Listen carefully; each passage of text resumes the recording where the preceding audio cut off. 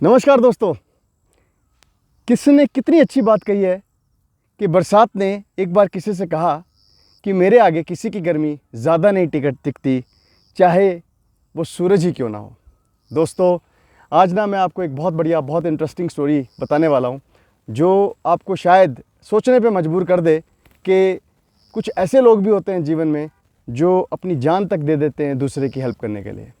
इसलिए दोस्तों, मॉरल मैं बाद में बताऊंगा, पहले स्टोरी बताता हूं। तो स्टोरी ऐसी है कि दोस्तों, एक बार ना एक लड़का होता है, बहुत गरीब लड़का होता है। तो उसका ना घर भी नहीं चल रहा होता है, इतना गरीब होता है कि पढ़ने में बहुत अच्छा था, एजुकेशन भी अच्छी थी, लेकिन नौकरी नहीं उसे मिल रही थी।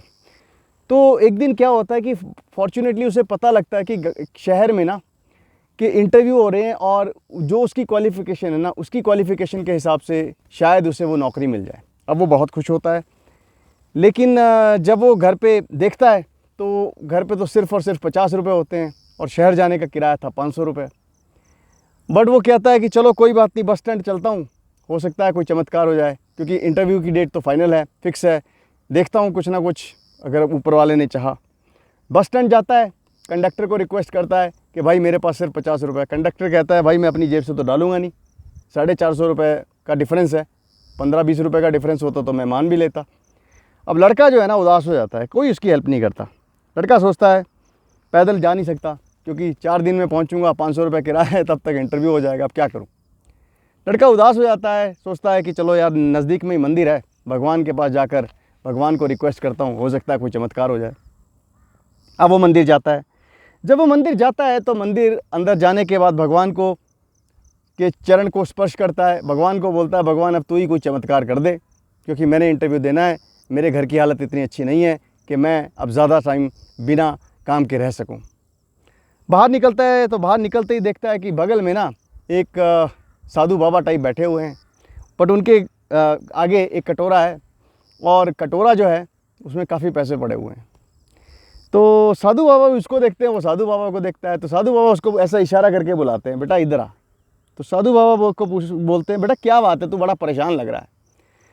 तो लड़का कहता है कि पूरी स्टोरी बताता है कि ऐसे ऐसे मुझे 500 रुपये चाहिए थे, 50 रुपये मेरे पास हैं, ज़्यादा पैसे मेरे पास है नहीं, अब मैं क्या करूं। साधु बाबा जो है ना पूरी स्टोरी सुन के बोलते हैं, बेटा एक काम कर, मेरे पास हैं 400-500 रुपये, तू मेरे पैसे ले जा। 500 रुपये होते हैं उनके पास।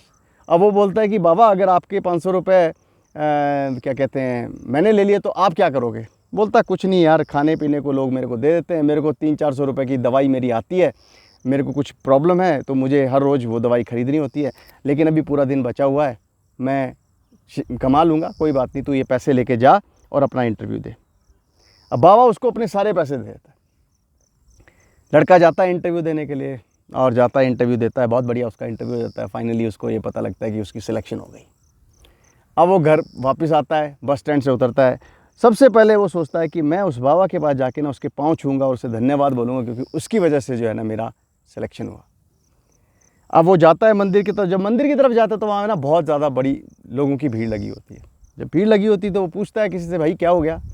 बोले यार एक साधु बाबा काफ़ी सालों से यहाँ बैठते थे, वो गुजर गए। तो वो थोड़ा सरप्राइज़ होता है, बोलता है पहले देखो तो सही। वो देखता है तो वही साधु बाबा होते हैं जिन्होंने उसे हेल्प की होती है, पैसे दिए होते हैं।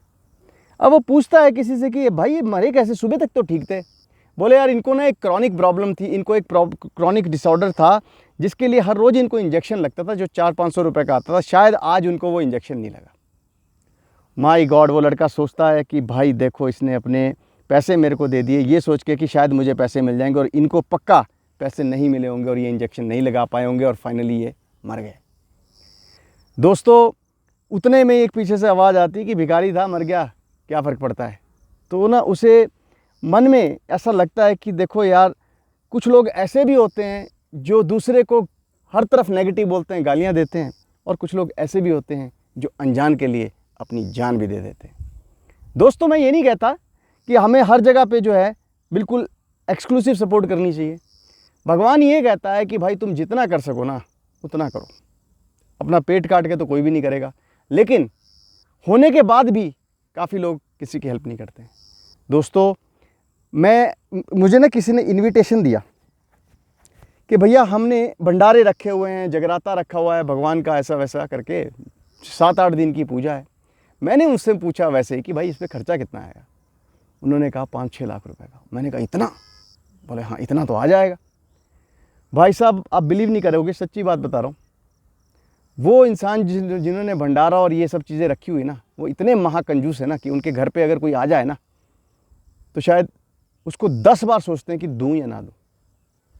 क्या फ़ायदा इस भंडारे का? क्या फ़ायदा ऐसे सोशल कामों का जो सिर्फ़ और सिर्फ आप लोगों को दिखाने के लिए कर रहे हो? जिसको रियल में ज़रूरत है ना दोस्तों, उसकी हेल्प करो।